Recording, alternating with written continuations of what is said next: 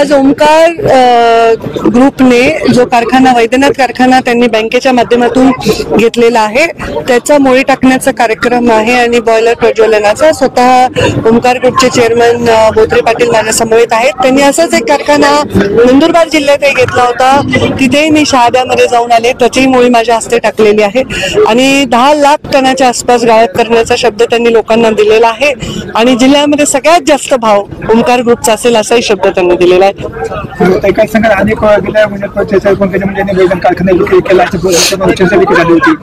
वैद्यनाथ कारखाना विकूच शकत नाही कारण मी त्याची मालकच नाहीये, मी कारखान्याची सेवक होते, मी कारखान्यासाठी काम करत होते।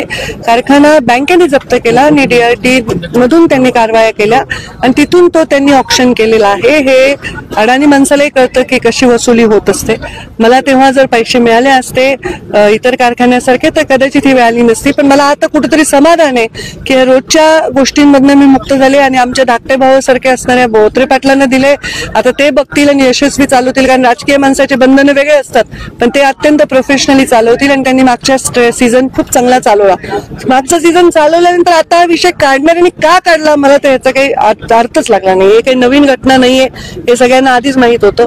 हे मी मागच्या कारखान्याच्या जिबीत सुद्धा सांगितलं होतं की वसुलीच्या बँकेला आम्ही जी काही वसुलीची कारवाई त्याला आम्ही सहकार्य करणार आहोत आणि त्याच्यामध्ये लीजवर देऊ किंवा दुसऱ्या ग्रुपने घेतला तरी आम्हाला हरकत असूच शकत नव्हती, कारण आमची आर्थिक परिस्थिती प्रचंड खराब आहे। खरं म्हणजे आपण सांगितलं की आपत्ती आहे आणि ते देताना मला थोडंसं दुःख झालं, पण आज आनंद आहे की तो कारखाना विक्रम करत आहे। दुःखच झालं ना जेव्हा जप्तीच्या नोटीस लागल्या, जेव्हा जीएसटीचे, जेव्हा की माझे साखर विक्रीचे 11 कोटी बँकेमध्ये पडून होते तेव्हाही जीएसटी ते भरू शकले असते, तेव्हा यंत्रणांना ते अधिकार आहे तरी जीएसटीचे रेड झाल्या। त्या सगळ्या अत्यंत त्रासातून मी गेले तर वाईट तर वाटतं की जे माझ्या वडिलांनी उभं केलं होतं शून्यातून ते बँकेने जप्त केल्यानंतर, पण जेव्हा मी बोत्रे पाटलांना भेटले तेव्हा मला समाधान वाटलं की आमचं अपत्य आम्ही योग्य माणसाच्या काय म्हणतात दत्तक दिलेलं आहे आणि त्यांनी त्याचा आमच्याही पेक्षा चांगला सांभाळ करतील। आपण सांगितले की आता जिल्ह्यामध्ये सगळ्यात जास्त भाव आहे ओमकार।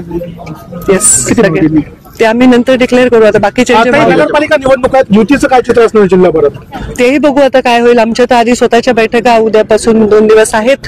युतीचा आम्हाला कोणी ऑफर आली आणि त्याच्यामध्ये आम्हाला जर ती ऑफर आमच्या जिल्ह्याच्या कार्यकर्त्यांना मान्य झाली, कारण ही कार्यकर्त्यांची निवडणूक आहे त्यांच्यावर लादू नाही शकत निर्णय, तर ठरवू पक्षश्रेष्ठींशी चर्चा करू। थँक्यू।